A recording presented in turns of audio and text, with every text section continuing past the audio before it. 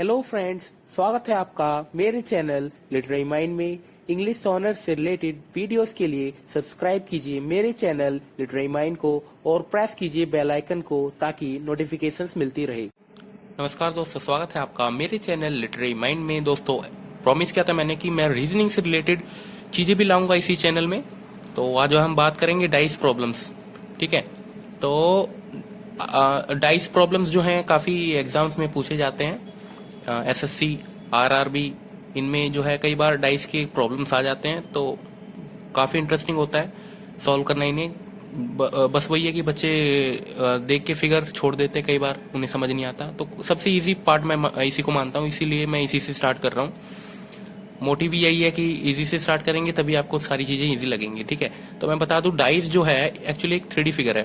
ठीक है, 3D figure है तो कितने फेसिस हैं इसके, इन्हें फेसिस बोलते हैं। जैसे फेस नंबर 1, 2, 3, एक नीचे भी होगा, एक 4, अब इसके जस्ट एक पीछे भी होगा 5, और इसके जस्ट एक पीछे भी होगा 6, यानी कि 6 जो है फेस हो गए। इसके 6 फेस हैं, तो सिर्फ हम 3 ही दिखा सकते हैं 2D प्लेन में, क्योंकि ये जो बोर्ड है या फिर ये कार्डबोर्ड जिस पे मैं अभी कर रहा हूं, ये एक्चुअली सिर्फ 2D फिगर है ना। तो इसमें मैं 3D नहीं दिखा सकता, बट स्टिल आप यहाँ पे सपोज करना है कि इसके नीचे भी है। अगर आपने देखा होगा, पासा देखा होगा, तो उसके नीचे भी नंबर्स लिखे होते हैं। सपोज ऐसे है,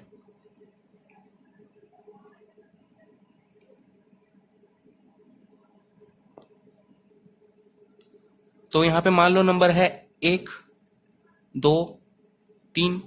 तो मैं ये कह रहा हूं कि इसके नीचे भी यहाँ पे, यानी कि इस पार्ट में भी एक नंबर होगा। मान लो 4 है, इसके यहाँ पे, इसके जस्ट पीछे में 5 और इसके जस्ट पीछे में 6।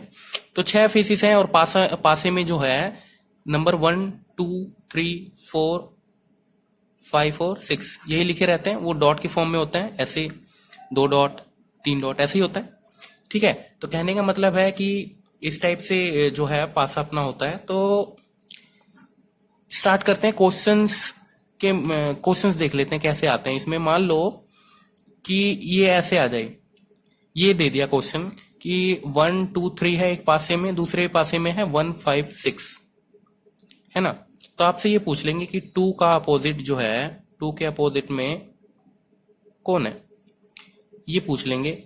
तो इसे कैसे करना है हमें, मतलब 2 के अपोजिट में कौन है, तो ये देखना है हमें। 2 के अपोजिट में सिंपल सिंपल दिख रहा है, देखो ऐसे हम पता नहीं लगा पाएंगे। 2 के साइड में ये 3 है, फिर ऊपर 1 है, 5 के यहाँ पे 1, 6 है, तो ऐसे पता नहीं लगेगा। तो इसे सॉल्व करने का सिंपल सिंपल तरीका क्या है, ये देखो, ये जो सारी चीजें हैं ना, ये देखो एडजेसेंट एक समझ लो, और क्या होता है, एक होता है एडजेसेंट और एक होता है अपोजिट। ठीक है, तो फिलहाल एडजेसेंट साइड्स कौन सी हैं, जैसे मान लो 1 का एडजेसेंट क्या है, 3 भी है, 2 भी है, और एक इधर मान लो अगर यहाँ पे 5 था तो 5 भी है, 6 भी है। मतलब जो एक के एडजेसेंट है, ये सारे एडजेसेंट है। एडजेसेंट का मतलब है साथ में लगा हुआ है। जो है कौन कौन साथ में लगे हुए हैं, 3 भी है, 2 भी है, 6 भी है, 5 भी है। क्योंकि हमारा नीचे 4 था, तो 1 और 4 एडजेसेंट नहीं है, बहुत दूर दूर है ये, और आपस में उल्टे हैं। तो ये हो गया 1, 4 क्या हो गए, आपस में अपोजिट हो गए। बाकी 1 के एडजेसेंट क्या है, 3, 2, 5 और 6, ये सारे इसके एडजेसेंट हैं। ठीक है, तो फिलहाल मान लो क्वेश्चन मैंने ये पूछ लिया कि 2 के अपोजिट में कौन है, 2 के अपोजिट में कौन है। तो इस टाइप के क्वेश्चंस में आपको कुछ नहीं करना फ्रेंड्स। मान लो ये दे रखा है 1, 2, 3, 1, 5, 6, उतार लो। उतारने का तरीका क्या है कि आपको ना, यहाँ पे मान लो ऊपर वाला डिजिट पकड़ा आपने, ऊपर वाले डिजिट को पकड़ने की बात नहीं है, बात है कि जो कॉमन चीज जो है, जैसे यहाँ पे 1 कॉमन है, यहाँ पे भी 1 कॉमन है, तो कॉमन वाली चीज को पकड़ो। कॉमन वाली चीज को पकड़ने के बाद क्लॉकवाइज घूमते हैं। ठीक है, क्लॉकवाइज घूमना है हमें। तो 1 को पकड़ा हमने, 1 के बाद क्लॉकवाइज घूमने पे क्या आ रहा है, 3, फिर क्या आ रहा है, ऐसे घूमेंगे तो, ऐसे घूमेंगे तो 2, 1, 3, 2। फिर से कॉमन क्या था अपना, 1 था, तो हम 1 को ही पकड़ेंगे, 1 के नीचे 1 लिखना है, जो चीज कॉमन हो यहाँ पे लिख देना है। फिर क्लॉकवाइज घूमना था तो 6 आता है, फिर 6 के बाद घूमने पे 5 आएगा, यानी कि 6 और 5। तो बस ये हो गए, 3 के अपोजिट में 6 है, 2 के अपोजिट में 5 है। तो क्वेश्चन क्या था, 2 के अपोजिट में कौन है, तो 5। अब देखो 1 के अपोजिट में 1 है, 1 के अपोजिट में 1 हो सकता है, तो कौन सा नंबर रह गया, 1 2 3 4 रह गया, तो 4 मतलब 1 के अपोजिट में कौन है, 4 है। 3 के में 6 में 3 का अपोजिट कौन है, 6। 2 का अपोजिट कौन है, 5। तो ये जो है अपना हो गया क्वेश्चन सॉल्व, यानी कि 2 के अपोजिट में कौन है, 5 है, तो ये 5 हो गया आंसर। ठीक है, दूसरा ऐसे आ जाए, मान लो ये एग्जाम्पल अभी बाद में करवाऊंगा, क्योंकि इसमें चलो एक बार दिखा देते हैं इसमें भी क्या प्रॉब्लम आती है। मान लो सेकंड टाइप जो है ऐसे आ जाए, 1 2 3 और 2 3 नीचे यहाँ पे भी है 2 3, लेकिन यहाँ पे 4 दे रखा है। तो एक बात तो समझ आती है कि अगर ये 2 3 है, ये 2 3 है, 2 3 2 3, मतलब 2 3 का एडजस्ट 2 का एडजेसेंट 1, 3 का भी एडजेसेंट 1, 2 3 2 3 यहाँ पे भी है। कहीं ना कहीं 1 और 4 क्या है, आपस में अपोजिट है। 1 और 4 क्या है, आपस में अपोजिट है। जब दोनों ही चीजें सेम दी जा रही है आपको, ये दोनों जो चीजें हैं सेम है ना, 2 3 2 3, मतलब 2 3 के देखो 2 3 के एक साइड में 2 3 के ऊपर कौन दिखा रखा है, किसको दिखा रखा है, 1 को। और 2 3 के जस्ट ऊपर किसको दिखा रखा था, हमने कहा 1 को। और 2 3 के ऊपर इस बार 4 को दिखा दिया, मतलब 2 3 के अपोजिट इसमें ऊपर 1 था, अब 2 3 के ऊपर 4 दिखा रहे हैं। कहीं ना कहीं 1 और 4 आपस में क्या है, अपोजिट है। तभी तो ये ऐसे लगेगा देखने में। मान लो इसको, इसी पासे को मैं ऐसे बना दूं, अब टेढ़ा कर दूं मैं, अब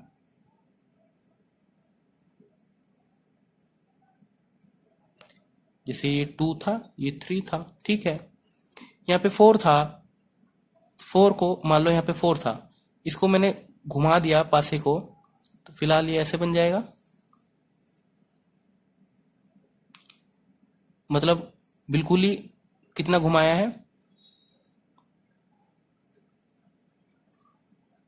पूरा हमने 180 डिग्री घुमा दिया इसको। 180 नहीं, 360। 360 जब घुमाओगे तो 4 जो यहाँ पे ऊपर था, 4 यहाँ पे आ जाएगा, है ना। लेकिन 2 3 तो 2 3 ही रहेगा, 2 3 तो 2 3 ही रहेगा। और कहीं ना कहीं यहाँ पे 1 था, 1 था, क्योंकि 2 3 1 था यहाँ पे। तो ये 1 और 4 आपस में क्या है, अपोजिट हो गए। 1 और 4 अगर आपस में अपोजिट हो गए, तो हमें ये बताओ आप कि क्या 2 3 के इससे हमें पता लगेगा कि 2 के अपोजिट में कौन कौन है। ये चीजें हम नहीं पता कर सकते यहाँ पे। तो इसी के लिए यहाँ पे 2 के अपोजिट में कौन कौन सकता है, एक बार सारे नंबर लिख लो आप, 1 2 3 4 5 और 6। क्या 2 के अपोजिट में 2 होगा, कभी नहीं, क्योंकि एक नंबर एक ही बार लिखा रहता है डाइस में।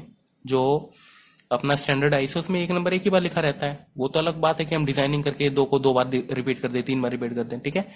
2 के अपोजिट में 2 भी नहीं हो सकता, ये तो पहले कट गया। 2 3 4 आपस में जब तीनों एडजेसेंट हैं तो ये अपोजिट में तो हो ही नहीं सकते। और अभी हमने पता करा कि यार एक के अपोजिट में तो 4 था, मतलब एक के अपोजिट में 4 था, तो 4 का अपोजिट कौन है, एक का अपोजिट 4 बोल लो या 4 का अपोजिट 1, बात एक ही हुई। तो एक भी नहीं हो सकता, मतलब 2 के अपोजिट में कौन कौन हो सकता है, या फिर 5 या फिर 6।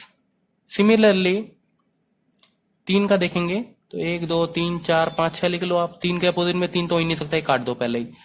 3 के अपोजिट में 3 2 4, ये आपस में एडजेसेंट है, इन्हें भी काट दो। 3 2 4, ये कभी आप जब एडजेसेंट है तो अपोजिट तो हो ही नहीं सकते, सवाल ही नहीं उठता।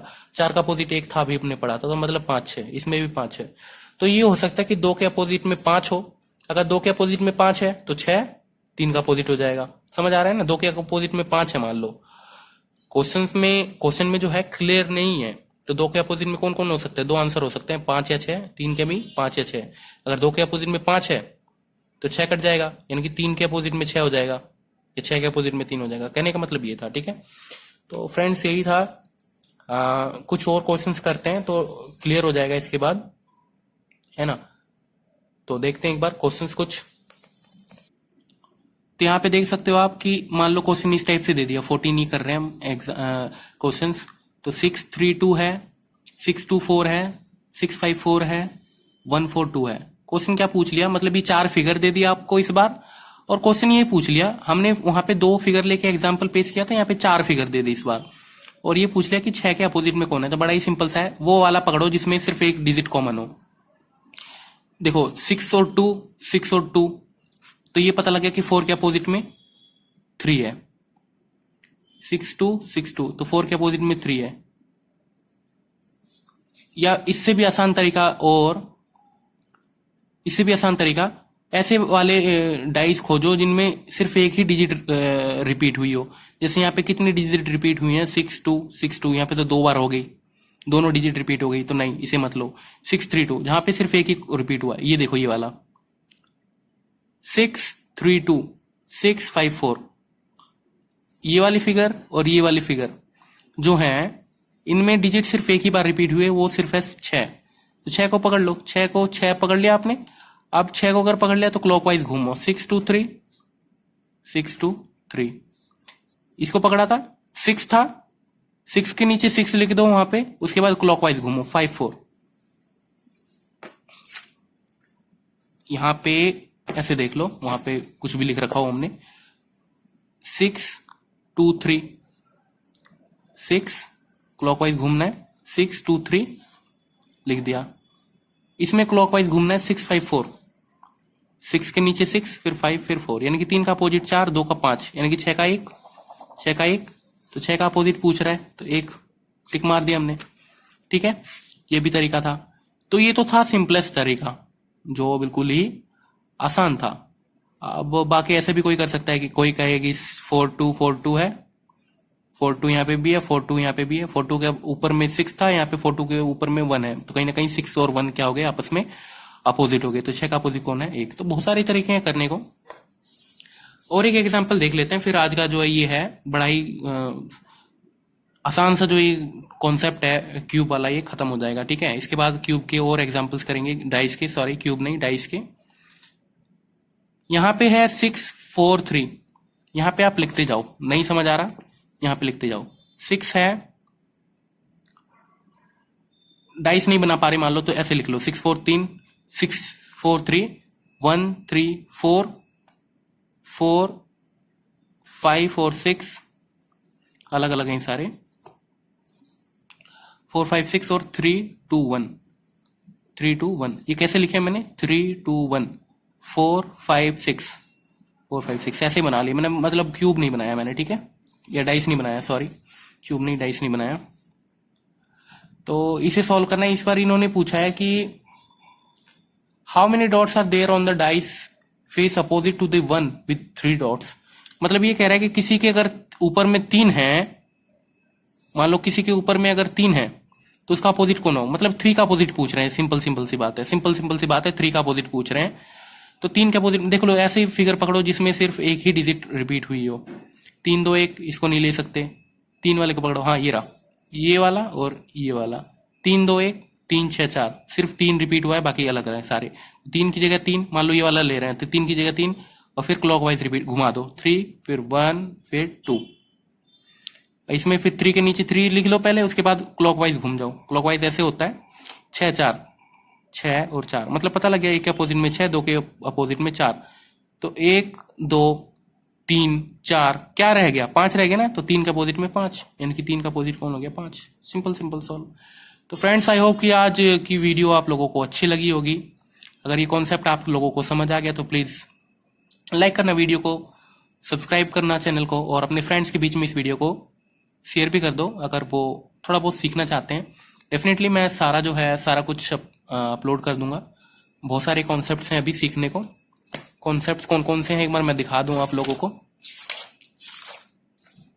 ये जो सारी चीजें हैं, series completion, analogy, classification, coding decoding, blood relation, puzzle test, ये output tracing, logical Venn diagram, alphabet test, ये सारी चीजें जो है हम करेंगे, एक लाइन वाइज करेंगे। सारी चीजें वर्बल वाली हैं, सॉरी जेंटल मेंटल एबिलिटी वाली, जेंटल मेंटल एबिलिटी वाली है ये। उसके बाद ये है नॉन वर्बल, तो ये जो मैं अभी करा रहा था आपको क्यूब्स एंड डाइस, ये नॉन वर्बल का पार्ट था। तो आई होप कि 1-2 दिन में जब बोर्ड आ जाएगा तो मैं बोर्ड पे करवा दूंगा आप लोगों को अच्छे से। फिलहाल ज्यादा लेट ना हो जाए क्योंकि एग्जाम्स का सीजन आने वाला है। तो ये है कि थोड़ा बहुत अगर आप सीख जाओ टाइम से पहले तो बेटर रहेगा। तो आई होप कि आप लोगों को आज की वीडियो अच्छी लगी होगी। अगर अच्छी लगी तो प्लीज लाइक कर देना, और कोई भी अगर फिर भी क्वेरी रह गई हो तो डेफिनेटली कमेंट करना, पूछना मेरे से। I will be answering your questions definitely. दूसरे चैनल्स की तरह ये नहीं कि I will just see your comment and will not reply, but I will be replying there. Okay, तो अभी के लिए बस इतना ही, मिलते हैं कल नए टॉपिक के साथ। जय हिंद दोस्तों।